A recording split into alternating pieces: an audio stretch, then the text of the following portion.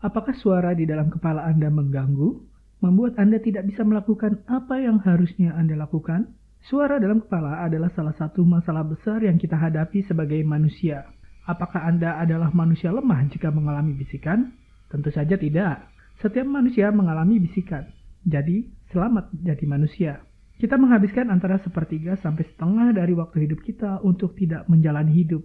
Lalu di mana kita menghabiskan waktu selama itu? Di dalam kepala. Kita sibuk berbicara dengan diri kita sendiri.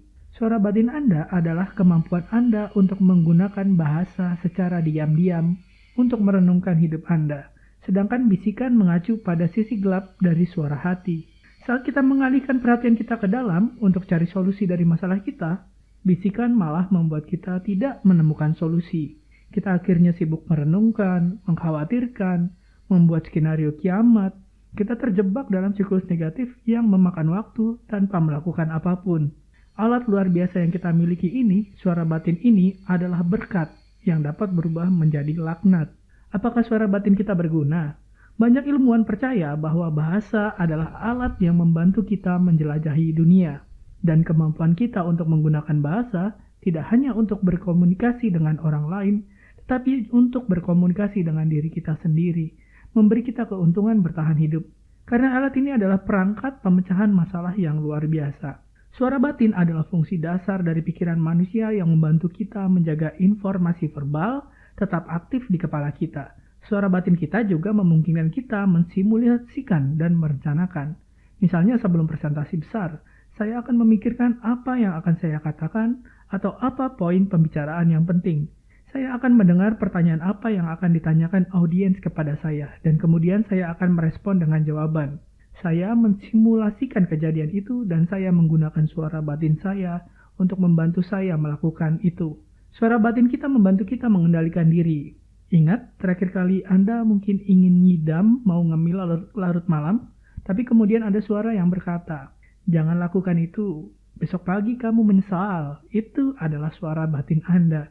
Suara batin juga membantu kita menyimpan memori hidup kita. Banyak orang bisa mengalihkan perhatian ke dalam, kemudian menghasilkan beberapa narasi yang menjelaskan pengalaman kita, membentuk pemahaman kita, tentang siapa kita, identitas kita. Jadi terkadang suara batin ini dapat jadi sumber bantuan yang luar biasa, tetapi di lain waktu malah menenggelamkan kita. Pertama, bisikan dapat membuat kita sangat sulit untuk fokus. Bisikan menyita perhatian kita. Bisikan juga bisa menimbulkan gesekan dalam hubungan kita, karena Anda membatin masalah Anda berulang-ulang tanpa solusi dan tidak menjadi pendengar yang baik bagi orang lain. Bisikan juga bisa membuat kita lebih mudah tersinggung dan menyebabkan sesuatu yang disebut agresi salah lokasi. Bisikan dapat memberi efek yang sangat parah pada kesehatan fisik. Anda mungkin pernah mendengar bahwa stres bisa membunuh. Pernyataan ini tidak sepenuhnya benar sih, karena respons stres adalah respons alami yang benar-benar adaptif. Apa yang membuat stres menjadi racun adalah ketika stres tidak mau pergi, tapi menumpuk, jadi kronis, dan terus menumpuk dari waktu ke waktu. Inilah efek negatif dari bisikan.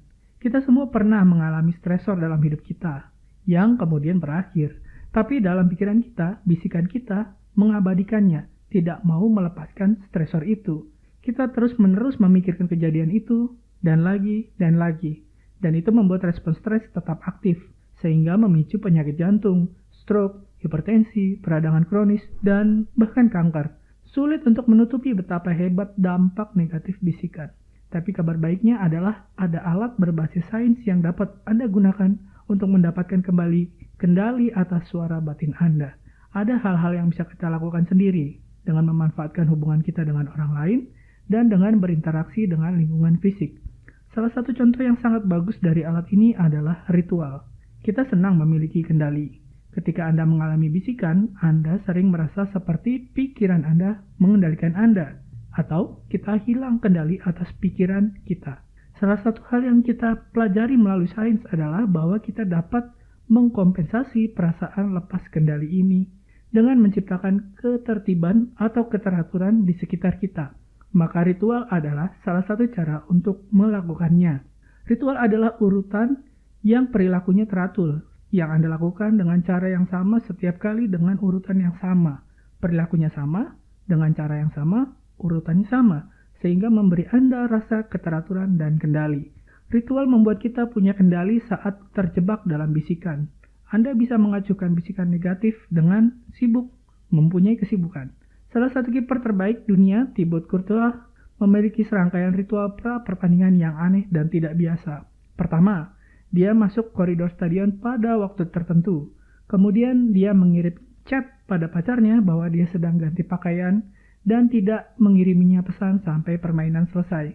Kemudian dia pergi ke kamar mandi, kemudian ambil selfie yang duduk di pispet kamar mandi dan mengirimkannya ke 4 temannya di Belgia. Kemudian dia memakai sepatu dan kaos kaki dengan urutan kaos kaki kiri diikuti sepatu kiri, baru sebaliknya. Kaos kaki kanan diikuti sepatu kanan. Sebelum masuk ke lapangan, dia membasahi ujung sarung tangannya, kemudian menendang tiang gawang kiri, lalu tiang gawang kanan dengan sepatunya, dan meninjau bagian tengah jaring gawang. Dia mengatakan setelah melakukan semua ini, dia memasuki kondisi trans yang tidak dapat terganggu oleh bisikan. Ini adalah ritual yang dia lakukan untuk mengatur bisikannya. Anda tidak perlu meniru ritual Courtois, apalagi setelah dia gagal ya kemarin di Piala Dunia 2022. Karena tidak ada satu alat yang ampuh, tidak ada satu ritual yang sama persis untuk semua orang, yang cocok untuk semua orang dalam segala situasi, untuk membantu mengendalikan bisikan. Jadi tantangan untuk Anda sebenarnya adalah mencari tahu apa kombinasi yang unik dan alat yang paling cocok untuk Anda. Jadi, apa ritual Anda?